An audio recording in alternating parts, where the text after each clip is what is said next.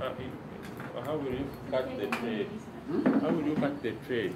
By the time the actual comes out, already the trade is in. How do you manage to execute a trade very fast? Okay, that's where the rule of trade. That's where the marshmallow.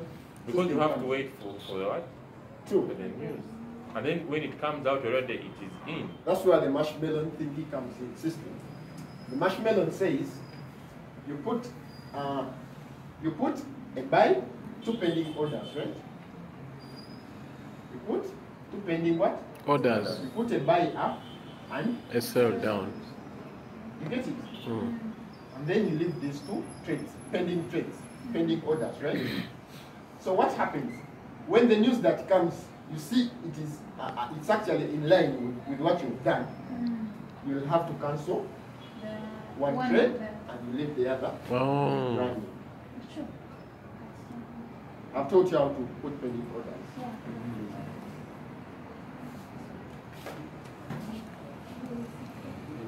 Yeah. Okay, the rule states that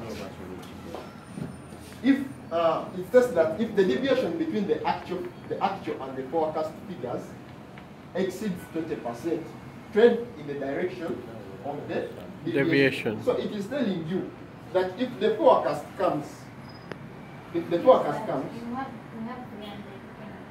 so if this is the forecast, and it comes to be that this exceeds 20%, you get it? The rule that is released, the actual that is released is 20% plus. You get it?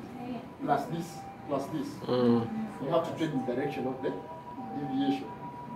You buy that currency. Because the deviation is more by 20% of this very thing. So you're supposed to buy that currency. Yeah. Hope I've answered you.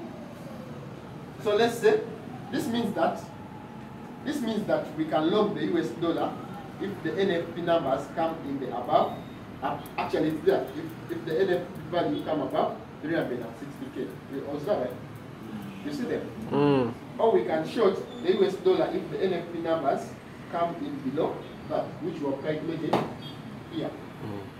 Especially going long on the USD means that you're longing USD JPY. Here, they are working upon, the case study was the what? The United States dollar, right? And some of the pairs you can trade with the United States dollar.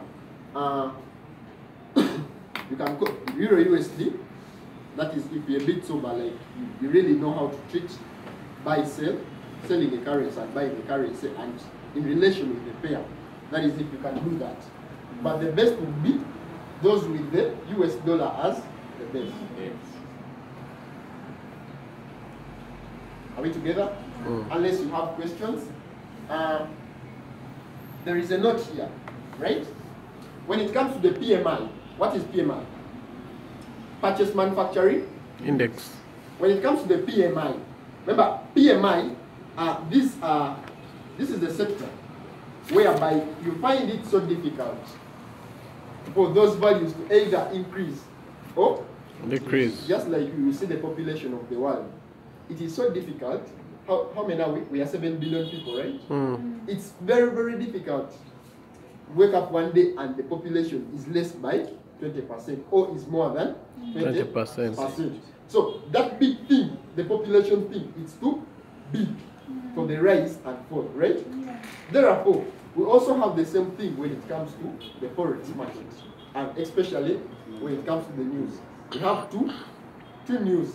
We have the PMI and we have the interest rates. The interest rates, right? When they are increasing the interest rates, they don't increase them in the way like you increase the kilograms. Like, you know, like you add 7, you add 1 ton, you get it? That's not the way we do when it comes to the interest rate, because interest rate is something very big. We see it affects the economy. We talked about that. It's a very, because there's a very impact. So if we just mere increase it anyhow, the economy can run the other way round. Therefore, the 20% here we don't consider 20% because the increment or the decrease will be not in that trade, 20% will be a bit big thing. So we take the deviation for the interest rate to be 0.2.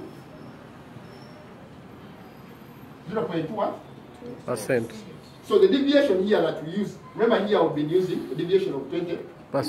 Here we'll be using a deviation of 0.2%. And also applies to the PMI. This is the interest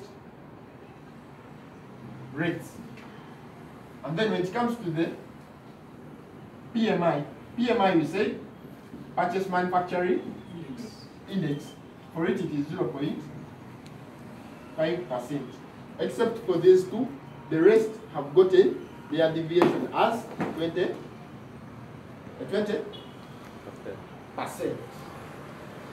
Any questions? I think that is all for today. Unless you have questions. Oh.